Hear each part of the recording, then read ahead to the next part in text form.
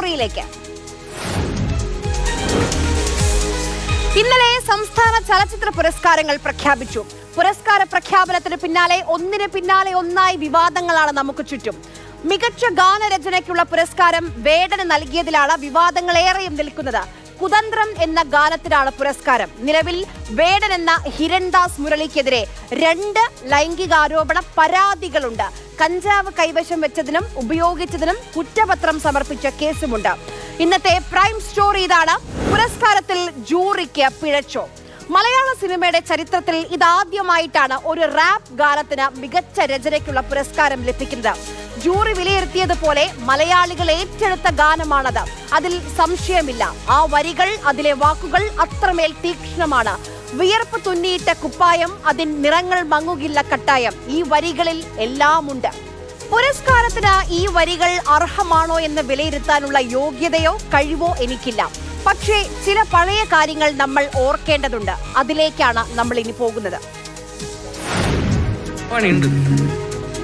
പ്രേക്ഷക ശ്രദ്ധയും നിരൂപക ശ്രദ്ധയും ഒരുപോലെ പിടിച്ചു പറ്റിയ സിനിമയായിരുന്നു ഹോം. ഇന്ദ്രൻസും മഞ്ജു പിള്ളയും അതിന് അവാർഡും ഉറപ്പിച്ചതായിരുന്നു. ആ സമയത്താണ് സിനിമയുടെ നിർമ്മാതാവും നടനുമായ വിജയ് ബാബുവിനെതിരെ ലൈംഗികാരോപണം ഉയർന്നത്. അതുകൊണ്ട് മാത്രം ആ സിനിമ അവാർഡിന് പരിഗണിക്കപ്പെടുക പോലും ചെയ്തില്ല. അന്ന് ഇന്ദ്രൻസ് ചോദിച്ചൊരു ചോദ്യമുണ്ട്: കുറ്റം ചെയ്തവരെ ശിക്ഷിച്ചാൽ പോരെ എന്ന്. അങ്ങനെ പറഞ്ഞില്ലെങ്കിൽ പോലും ചിലപ്പോൾ പറയാൻ കാരണമാക്കി അത് ആയുധമാക്കി വെച്ചിട്ടുണ്ടാവാം. അങ്ങനെയാണെങ്കിൽ തന്നെ നമ്മളെ കുടുംബത്തിൽ തന്നെ ആരെങ്കിലും ഒരു കുറ്റം ചെയ്താൽ കുടുംബക്കാരെല്ലാവരും പിടിച്ചോണ്ട് പോകും. കണ്ടവരൊക്കെ ആണ് ഈ വിഷമം പറയുന്നത്.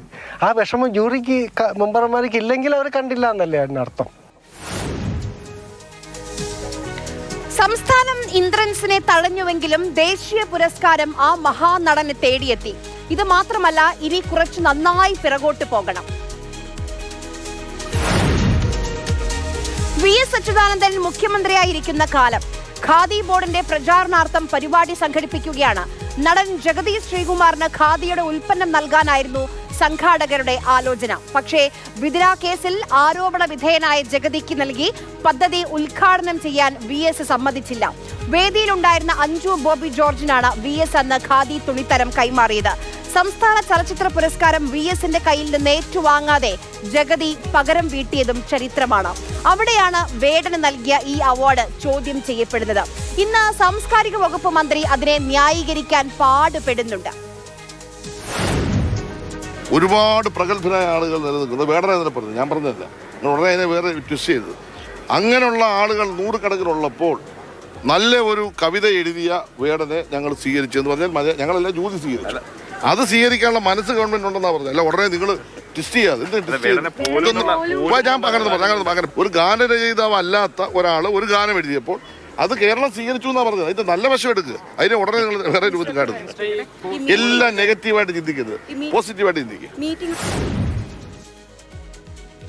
പോസിറ്റീവിന്റെയും നെഗറ്റീവിന്റെയും പ്രശ്നമല്ല, പ്രശ്നം വേടനെതിരായ കേസുകളാണ്. അത് വെറും ആരോപണങ്ങളല്ല, കേരള പോലീസ് എടുത്ത കേസാണ്, കോടതിയുടെ പരിഗണനയിലുള്ള കേസുകളാണ്.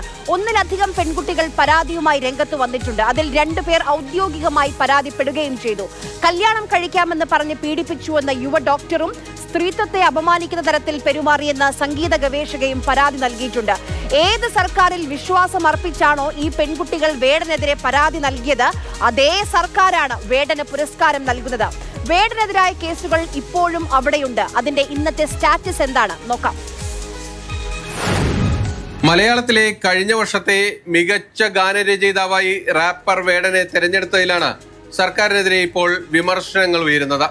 സമൂഹ മാധ്യമങ്ങളിൽ ഒരു വിഭാഗം ആളുകൾ വേടനെതിരായ ക്രിമിനൽ കേസുകൾ ചൂണ്ടിക്കാണിച്ചാണ് സർക്കാരിനെ ചോദ്യം ചെയ്യുന്നത്. കഴിഞ്ഞ 6 മാസത്തെ കാര്യം മാത്രമെടുത്താൽ വേടനെതിരെയുള്ളത് 4 ക്രിമിനൽ കേസുകളാണ്. ഇതിൽ ബലാത്സംഗം മുതൽ കഞ്ചാവ് കേസ് വരെയുണ്ട്. ഇത്രയധികം കേസുകൾ നിലനിൽക്കെ റാപ്പർ വേടന് മലയാളത്തിലെ മികച്ച ഗാനരചയിതാവായി അംഗീകാരം നൽകിയതാണ് സമൂഹ മാധ്യമങ്ങളിൽ വിമർശനം ഉന്നയിക്കുന്നവർ മുന്നോട്ട് വയ്ക്കുന്ന പ്രധാനപ്പെട്ട ചോദ്യം. ഇന്ന് മന്ത്രി സജി ചെറിയാൻ ഇതിന് മറുപടി നൽകി. വേടനെ പോലും ഞങ്ങൾ പരിഗണിച്ചു എന്നതാണ് സർക്കാരിന് ഇക്കാര്യത്തിൽ നൽകാനുള്ള മറുപടി. അതായത് വേടന്റെ കലാകാരൻ എന്ന നിലയിലുള്ള അംഗീകാരമാണ് നൽകിയിരിക്കുന്നത്.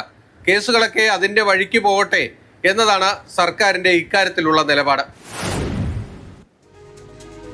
കേരളം എന്നും സ്ത്രീകൾക്കെതിരായ അതിക്രമങ്ങളിൽ കടുത്ത നിലപാട് സ്വീകരിച്ചിട്ടുള്ള മണ്ണാണ്.